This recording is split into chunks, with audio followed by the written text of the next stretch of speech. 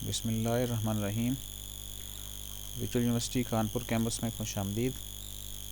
आज की इस वीडियो में हम सीखेंगे कि असाइनमेंट कैसे बनाएंगे और उसको कैसे सबमिट करेंगे। तो सबसे पहले हम अपना LMS खोलेंगे और देखेंगे कि वहाँ पे कौन सी ऐसी असाइनमेंट है जो जमा कराने वाली है। तो हम जो आज की डेट में आई हुई असाइनमेंट वो है 401 इकोनॉमिक्स 401। तो हम यहाँ पे क्लिक करेंगे असाइनमेंट के बटन के ऊपर, तो एक नया पेज ओपन हो जाएगा।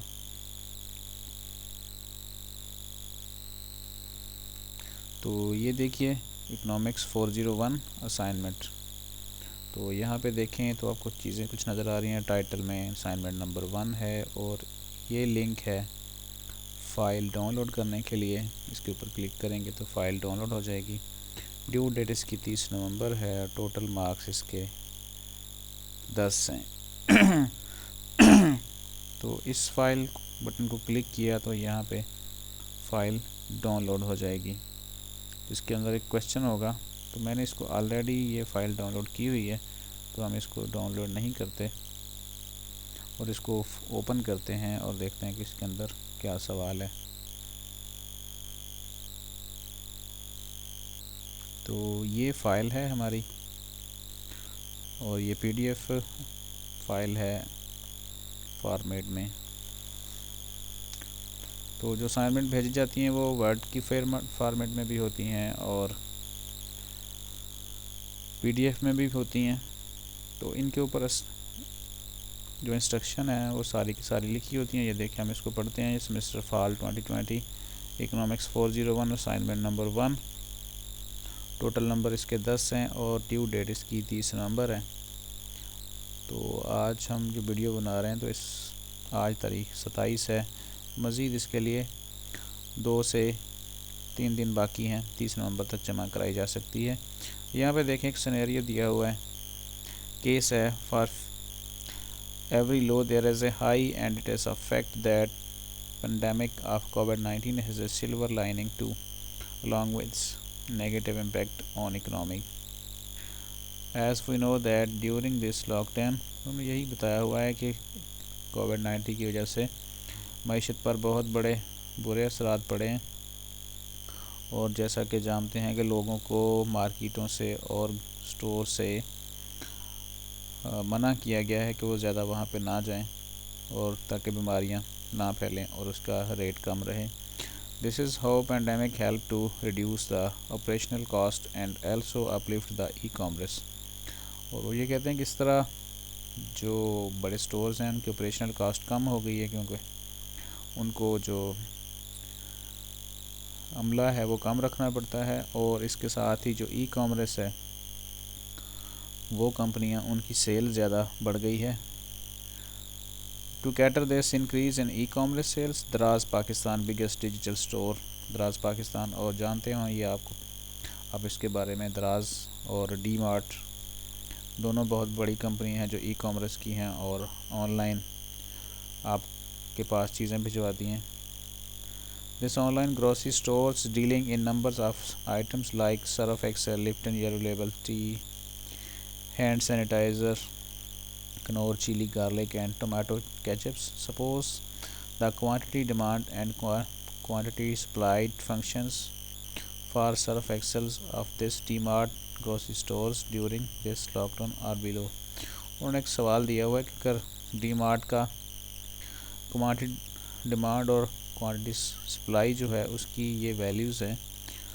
अब इनको करना है solve. We were P S the, ये तो सारा सवाल है, ठीक है। आपने करना क्या है कि 2 चीज़ें इसमें कैलकुलेट करनी है। Calculate the market equilibrium level of price and quantity, और सेकंड चीज़ है calculate price elasticity of supply using point elasticity and method where demand is in equilibrium and interpret the result.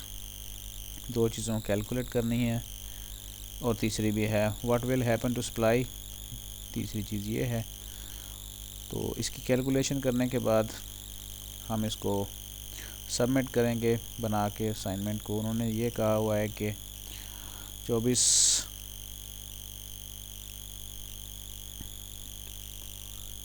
This extra time should only be use करते हैं जी, अगर आप during date में जमा ना करा सकें तो अगला एक दिन भी होता है जिसको एक्सटेंडेड डे कहा जाता है। तो जो बाकी यहाँ पे इंस्ट्रक्शन है, डेडलाइन क्या है, make sure to upload the solution file before the due date के अंदर जमा करा दें, और ईमेल से आप ये सोल्यूशन फाइल नहीं भिजवा सकते। अब यहाँ पे फॉर्मेट की कुछ इंस्ट्रक्शंस हैं कि आपने इसका टाइम न्यू रोमन फॉर्मेट रखना है और एरियल हो, साइज़ इसका 12 हो। It is advise to compose your documents in MS word, और ये बनानी है MS वर्ड में। और जो उन्होंने क्वेश्चन फाइल भेजी है वो है PDF में।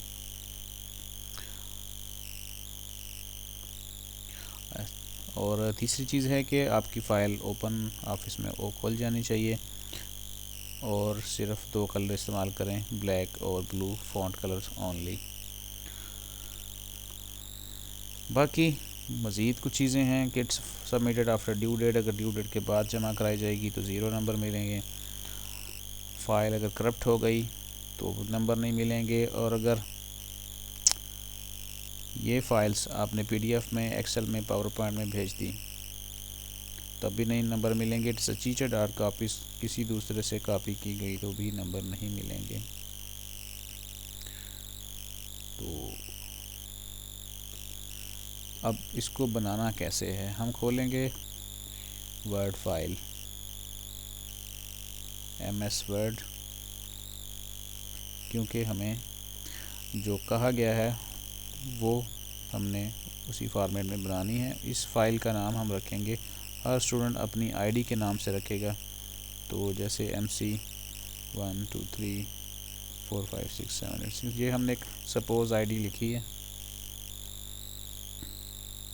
तो ये है, यहाँ पे हम इसको क्या करेंगे, इकोनॉमिक्स 401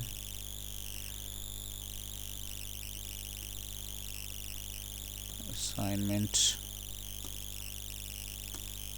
नंबर 1।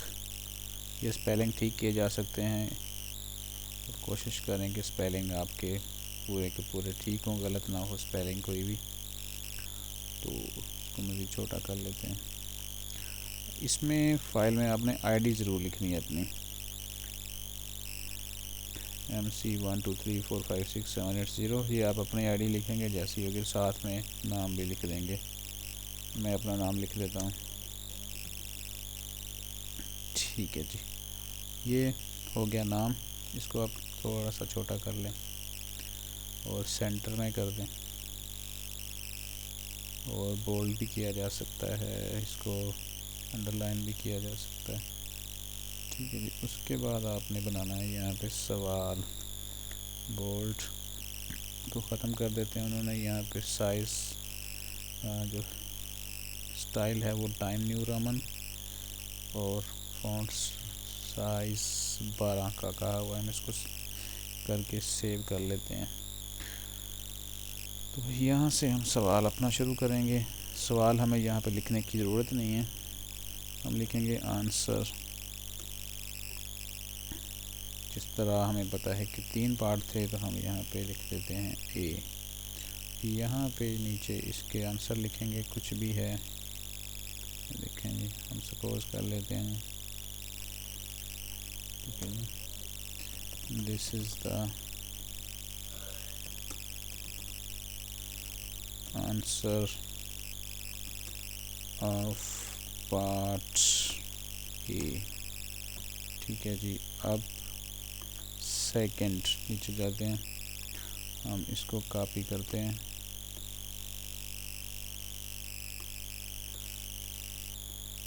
यहाँ लिखते हैं और इस A को B बना देते हैं, ठीक है जी। फिर इस यहाँ पे हम लिखेंगे इसका आंसर, तो सेम